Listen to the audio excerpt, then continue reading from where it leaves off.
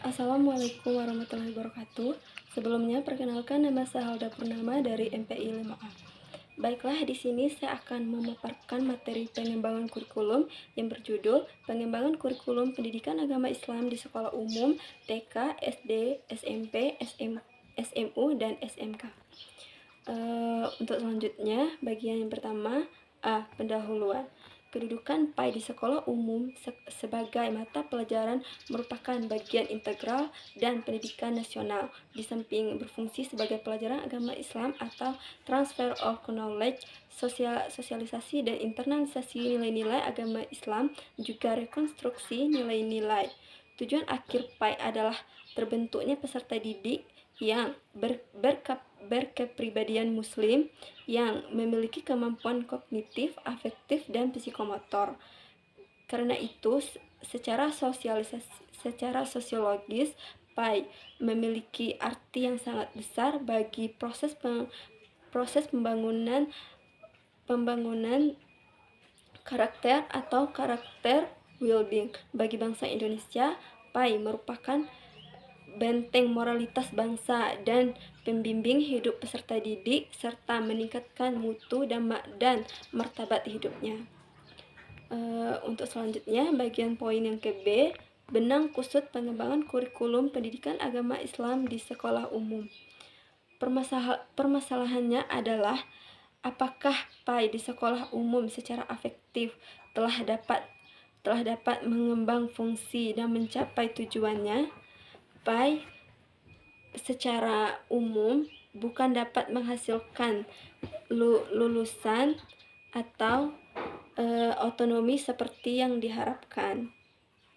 Pendidikan agama Islam selama ini telah menghasilkan lulusan yang secara kognitif relatif baik, berupa nilai-nilai hasil belajar yang secara formal relatif baik pula.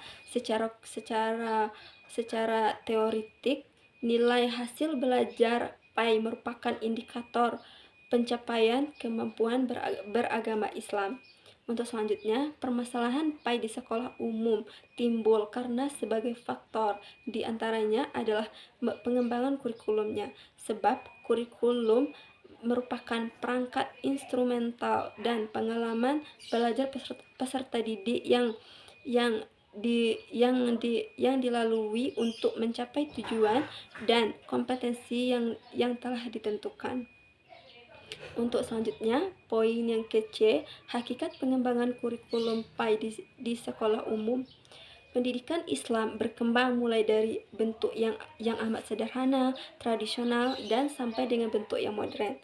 Untuk bagian pertama, pendidikan Islam merupakan bagian integral dan upaya mengajarkan ajaran Islam dengan fungsi utama sebagai sosialisasi atau socialization, yaitu mengintegrasikan peserta didik ke dalam nilai-nilai Islam, penyekolahannya atau schooling, dan pendidikan atau education. Untuk selanjutnya, untuk mengembangkan fungsi dan mencapai tujuan tersebut dilakukan dengan berbagai cara dan bentuk pendidikan Islam sesuai dengan kebutuhan maupun pendekatan masing-masing umat Islam dalam memahami hakikat pendidikan itu sendiri.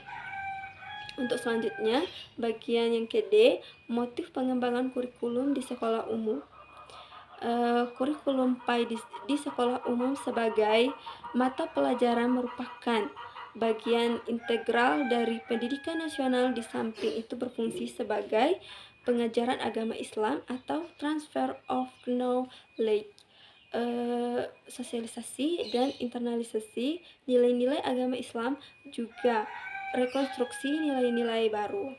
Selanjutnya, jika PAI dilaksanakan secara efektif, maka tujuan pendidikan yang dimanfaatkan undang-undang Didiknas, yaitu terbentuknya manusia yang beriman dan bertakwa kepada Allah, yang berakhlak mulia, sehat, berilmu, cukup kreatif sendiri, dan menjadi warga negara demokratis serta bertanggung jawab, niscaya akan tercapai. Untuk poin selanjutnya, bagian terakhir, pengembangan kurikulum PAI di sekolah tingkat menengah SMP, SMA, dan SMK. Untuk yang pertama, meliputi problematika kurikulum PAI di sekolah tingkat menengah. Jika mengamati PAI di sekolah tingkat menengah, penulis dapat menyajikan problema. Untuk yang kedua, meliputi analisa melihat problematika kurikulum PAI di sekolah tingkat menengah tersebut, maka penulis akan mengemukakan solusi dengan analisis SWOT atau Strength, Weakness, Opportunities atau Threats. Untuk yang ketiga, meliputi solusi pengembangan kurikulum PAI di sekolah tingkat menengah. 2 jam pelajaran di kelas memang tindakan akan cukup untuk menyampaikan informasi keagamaan yang begitu kompleks. Untuk yang terakhir, yang kelima, meliputi menggunakan metode insersi atau sisipan dalam KBM. Metode insersi adalah cara menyajikan bahan pelajaran dengan cara intisari, ajaran Islam atau jiwa, agama, emosi, religius diselipkan atau disisipkan di dalam mata pelajaran umum.